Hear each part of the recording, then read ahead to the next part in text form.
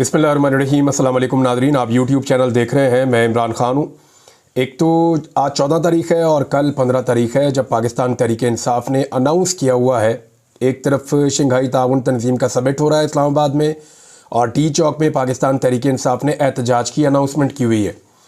तहरीक इंसाफ का इस एहतजाज के हवाले से मुतालबा बहुत छोटा सा है, यानी एक वन लाइनर है।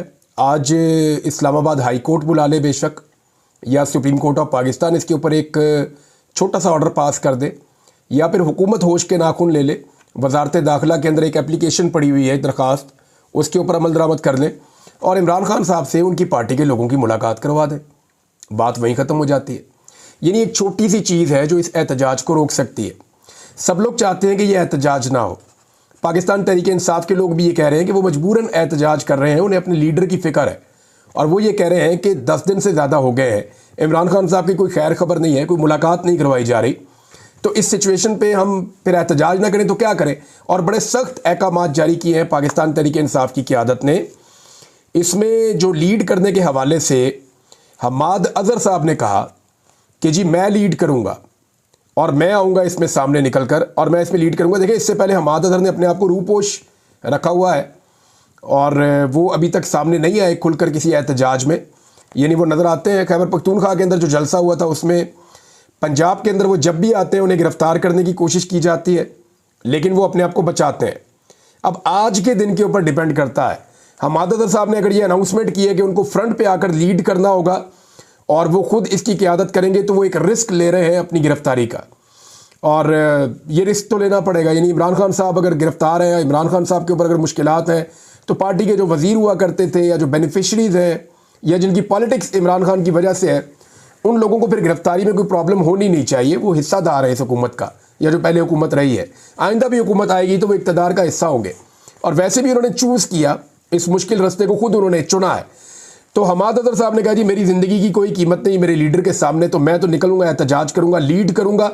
साथ उन्होंने ये भी कह दिया कि तमाम पार्टी के जो टिकट होल्डर्स हैं, जितने MPAs हैं, वो सारे एहतजाज करने के लिए आएंगे और जितने भी ओहदेदारान हैं वो सब एहतजाज करने के लिए पहुंचेंगे डी चौक इस्लामाबाद में। ये हमाद अज़हर साहब ने कहा है। और उन्होंने कहा कि जो नहीं आएगा फिर वो ना टिकट होल्डर होगा ना वो पार्टी का ओहदेदार होगा। तो ये बड़ा सीरियसली उन्होंने इसको इस दफ़ा टैकल किया है। अब इमरान खान साहब की जो बहन है नौरीन खानम साहिबा, यानी इससे पहले आप अलीमा खान साहिबा को देखते थे, उनके साथ दूसरी बहन होती थी, तो अब 2 बहनें इमरान खान साहब की गिरफ़्तार हो गई हैं। और हैरत की बात यह है कि उन 2 बहनों से जो गिरफ़्तार हुई हैं, जिनको जुडिशल रिमांड पे भेज दिया गया है, तो जुडिशल तो करते ही फौरी तौर पे बेल हो जाती है, लेकिन इस मामले में उनका मामला 19 तारीख तक लटका दिया गया है। ये भी ज़्यादती है एक तरह की, हालांकि उनको फ़ौरन बेल मिलनी चाहिए थी। ख़वातीन है, एक तो उनके ऊपर जो है वो बारूद डाल दिया। अब ज़रा सोचें एक लम्हे के लिए कि शरीफ ख़ानदान की या जरदारी ख़ानदान की कोई औरत ऐसे सड़क से उठाई जाए और उठाकर उसके ऊपर इल्ज़ाम लगाया जाए कि इसके बाद बारूद बरामद करना है, ये दहशतगर्द है, ये जो है वो लोगों को इस तरह की चीज़ों के आप इल्ज़ामात उनके ऊपर लगाएं और वो 2 ख़वातीन निहत्ती खड़ी हों और अलग अलग खड़ी हों, तो कितना ववेला होता है इस मुल्क के अंदर। यानी ऐसा लगता है कि जो खातून या खातून की इज़्ज़त है वो या तो सिर्फ शरीफ ख़ानदान में है या सिर्फ जरदारी ख़ानदान में है, या जो इन दोनों ख़ानदानों के तबलची या पुजारी हैं उनकी इज़्ज़त है बस, और पाकिस्तान में किसी की इज़्ज़त नहीं है। अभी जो सिंध में ख़वातीन के साथ हुआ, एक तरफ कुछ औरतें और कुछ लोग निकले, वो एहतजाज करने के लिए निकले। एक मावराए अदालत कत्ल हुआ था डॉक्टर शाहनवाज का, तौहीने मज़हब का एक उनके ऊपर केस था, उसका मर्डर हो गया। उस मामले को लेकर मजहबी सियासी जमातों का अपना एक मौक़िफ़ है और जो इंसानी हकूक़ की तंजीमें उनका अपना एक मौक़िफ़ है। और देखिए, मावराए अदालत कत्ल तो किसी का भी नहीं किया जा सकता ना। पाकिस्तान के अंदर कानून मौजूद है, कोई अपने हाथ में कानून को कैसे ले सकता है। जब कानून मौजूद है, अदालत मौजूद है, बंदा गिरफ्तार है, तो फिर तो उसको कत्ल नहीं किया जा सकता। ये बड़ी बदकिस्मती है। बहरहाल यहाँ पे जी दोनों तरफ से लोग निकला, एक तरफ से तहरीक लब्बैक के लोग निकले, एक तरफ से ख़वातीन निकली। वो ख़वातीन के साथ जो हुआ वो सारी दुनिया ने देखा, उनको सड़कों पे घसीट कर ले जा रहे हैं। ये ट्रेनिंग है सिंध पुलिस की। यानी अब तो ऐसा लगता है कि बिलावल में और मरियम में और मोहसिन नकवी में, तीनों में मुकाबला इस बात का है कि किसकी पुलिस लोगों को ज़्यादा बेहतर अंदाज में मारती है। बल्कि अब तो खैबर पख्तूनख्वा की पुलिस ने भी यहाँ पे जो पीटीएम का एक या पश्तून कौमी जरगा जो हो रहा था, उस जरगे को जिस तरह से टारगेट किया खैबर पख्तूनख्वा की पुलिस में, लगता है मुकाबला पाकिस्तान की पुलिस में यह है कि कौन अपने शहरियों को ज़्यादा बेहतर अंदाज में टॉर्चर का निशाना बनाता है और उनको रुसवा करता है। दूसरी तरफ तहरीक लब्बैक के जो लोग हैं उनके भी मैसेजेस आ रहे हैं, वो कह रहे जी हमारे साथ भी ज़्यादती हो गई है, हमारे बंदे भी जख्मी हो गए, बल्कि कुछ लोग तो कह रहे थे कि एक शख्स की जो है वो जहाँ बहक हो गया है, लेकिन वो कन्फर्मेशन नहीं आई। बहरहाल जब मैं रिकॉर्ड कर रहा हूँ तब तक तो नहीं आई, लेकिन उनके साथ भी वो कह रहे हैं जी हमारे साथ बड़ी ज़्यादती हुई, हम भी एहतजाज करना चाहते थे। तो एक्चुअली तो ये था कि आपस में तसादुम होना था, पुलिस ने रोकना था, लेकिन पुलिस इतनी नॉन प्रोफेशनल है कि पुलिस जब भी रोकती है वो लोग एक दूसरे का इतना नुकसान नहीं करते जितना पुलिस लोगों का कर देती है। वो ज़्यादा 2 कदम आगे बढ़ के जो है वो ख़वातीन के साथ जो हुआ वो तो इंतहाई मायूब है। वो मनाजिर देख के बुरा लग रहा था और वो मुनासिब नहीं लग रहा था जिस तरह से उन ख़वातीन के साथ सलूक रवा रखा गया। अब जो इमरान खान साहब की बहन इस वक्त बाहर मौजूद हैं, नौरीन खानम साहिबा, उन्होंने कहा जी जो 15 तारीख को डी चौक नहीं पहुंचेगा उसका इमरान खान से और तहरीक इंसाफ से कोई ताल्लुक नहीं होगा। तो ये बड़े सख्त ऑर्डर आ गए तहरीक इंसाफ के लोगों को पहुंचना पड़ेगा। मोमेंटम हौले हौले बन रहा है, लेकिन मुझे ऐसा लगता है कि शायद मुलाकात करवा दी जाएगी आज के दिन में, या हो सकता है 15 तारीख की सुबह मुलाकात करवा दी जाए और एहतजाज को रोकने की कोशिश की जाए। देखें हुकूमत देखेगी क्या, मुझे ऐसा लगता है कि हुकूमत ये देखेगी कि अगर बड़े पैमाने पर एहतजाज का इम्कान बन गया है और एक तगड़ा और बड़ा एहतजाज इस्लामाबाद में हो सकता है, तो फिर वो सिचुएशन को डिफ्यूज़ करने के लिए इमरान खान साहब की उनकी सियासी क़यादत से मुलाकात करवा देगी। लेकिन अगर उन्हें ये लगेगा कि नहीं ये पब्लिक कोई प्रेशर नहीं बना पाएगी या लोग नहीं निकल पाएंगे, या हमाद अजहर साहब ने और जो पंजाब की क़यादत ने फैसला किया कि वो निकलेंगे ज़रूर, तो वो नहीं निकल पाएंगे, उनको वो असेसमेंट होगी तो वो उसके मुताबिक फिर अपना फ़ैसला करेंगे, जो अब तक मुझे दिखाई दे रहा। लेकिन ये है ज़्यादती। ये एक छोटी सी चीज़, अभी मुलाकात करवानी है इमरान खान साहब से। डर उन्हें इस बात का है कि अगर मुलाकात होगी तो इमरान खान साहब कोई अहकाम जारी कर देंगे। स्पेशली जो कुछ अली अमीन गंडापुर साहब के साथ 1 महीने में 2 मरतबा हुआ है, इमरान खान साहब इसको अनअटेंडेड नहीं छोड़ेंगे। इमरान खान साहब इसको ऐसे हवा में जाने नहीं देंगे। उनके पास से शायद आजकल मुकम्मल इन्फॉर्मेशन ना हो, लेकिन वो जाने वाले से सिर्फ यही पूछेंगे कि बताओ पूरी बात हुआ क्या था।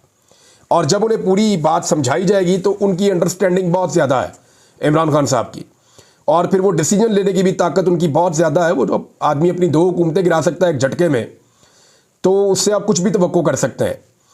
और इमरान खान साहब ने यह कहा था अली अमीन गंडापुर को कि हुकूमत जाती है जाए, गवर्नर राज लगता है लगे, कुछ भी हो जाए आपने एहतजाज जारी रखना है। लेकिन एहतजाज जो है वो फिर जारी नहीं रह सका। इमरान खान साहब से मुलाकात और ये एहतजाज, यानी वन लाइनर पाकिस्तान तहरीक इंसाफ ने कह दिया, इसको यहां रख लें। दूसरा जो ज़्यादा अहम मामला है, यानी मैं आपको ये बताऊं, ये एहतजाज हो जाए, आज हो जाए, कल हो जाएगा, परसों हो जाएगा, एहतजाज तो कभी भी हो जाएगा। इमरान खान साहब के ऊपर जो सख्ती है वो आज दूर हो जाए, कल हो जाए, परसों हो जाए, 4 दिन में दूर हो जाए, अल्टीमेटली वो भी हो जाएगी। इमरान खान साहब की जो मुलाकातें रुकी हुई हैं वो आज शुरू हो जाए या थोड़े दिनों में हो जाए, ये सारी चीज़ें मैनेज हो जाएंगी। जो चीज़ पाकिस्तान तहरीक इंसाफ से कभी भी मैनेज नहीं होगी वो है आईनी तरमीम। आईनी तरमीम के हवाले से अगर पाकिस्तान तहरीक इंसाफ अपने MNAs और सेनेटर संभाल के बैठ गई तो यही उनका सबसे बड़ा कंट्रीब्यूशन होगा। मेरी इत्तला के मुताबिक पाकिस्तान तहरीक इंसाफ के अंदर ना कुछ खिचड़ी ऐसी पक रही है, या कोई ना कोई ऐसा बंदा है जो मदद कर रहा है आईनी तरमीम के लिए, और ये आने वाले दिनों में बंदे सामने आ जाएंगे और इमरान खान साहब खुद इनके नाम लेंगे। देखिए जिन MNAs के ऊपर ज़्यादा काम हुआ, ज़रा मैं आपको उनका नाम बता देता हूँ, और ये इनमें से एक भी अभी तक काबू नहीं आया। यानी 3 MNAs मैं आपको पहले दिन से बता रहा हूँ कि वो चले गए, तो वो तो चले गए। चौधरी उस्मान अभी तक काबू नहीं, औरंगजेब खिच्ची अभी तक नहीं, ज़हूर कुरैशी, ये 3 लोग तो आप गिन लें कि ये हुकूमत की तरफ गए। इसी तरह 2 लोग जो है हुकूमत के निकल गए, जिनमें एक आदिल बाज़ई और एक इलियास चौधरी। इलियास चौधरी साहब इस वक्त पाकिस्तान से बाहर है, वो वापस आने का नाम नहीं ले रहे, बड़ा दबाव उन पर बनाया जा रहा है। दूसरी तरफ जो आदिल बाज़ई है वो ये कह रहे हैं जी कुछ मेरा कर लें, मैंने नहीं अब वोट डालना, मेरी सीट जाती है तो जाए, मैं इसका हिस्सा नहीं बनूंगा। मुझे उन्होंने खुद फ़ोन करके कहा। अब ज़रा आप देखें कि जिन बंदों के ऊपर ज़्यादा जोर लगाया जा रहा है, शफकत ऐवान साहब है जी। शफकत ऐवान साहब को उन्होंने बल्कि बताया टीवी पे आके कि पंजाब की जो इंफॉर्मेशन मिनिस्टर है उसने प्रेस कॉन्फ्रेंस करते हुए जिस शख्स को मेरा मामू बनाया वो मेरे भट्टे के ऊपर काम करने वाला मैनेजर है, और उसको पकड़ के मेरा मामू बना दिया।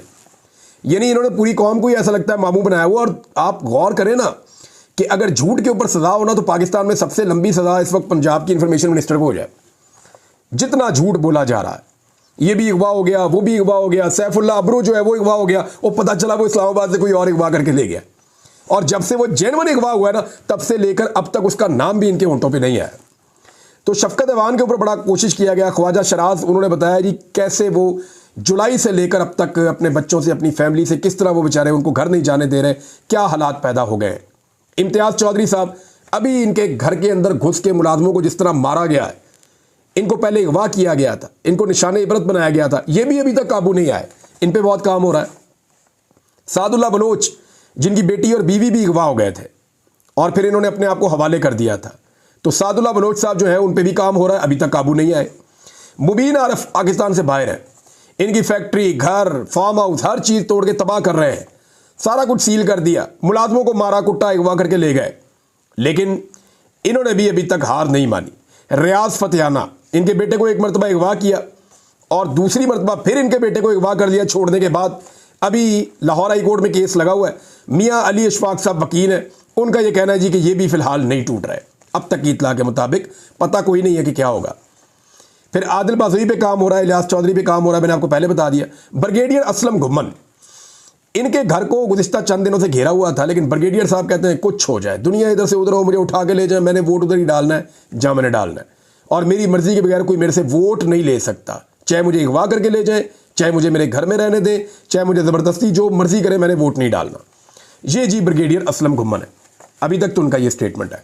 जावेद इकबाल वड़ाइश साहब हैं, इनका भी आपको पता है डेरे वेड़े तोड़ दिए, इनको नुकसान पहुंचाया, लेकिन इसके बावजूद वो खड़े। अली साई पाकिस्तान से बाहर हैं, उनके ऊपर बहुत दबाव डाला जा रहा है। साहबजादा महबूब सुल्तान, साहबजादा अमीर सुल्तान, इन पे बहुत दबाव डाला जा रहा है, और भी कुछ नाम है।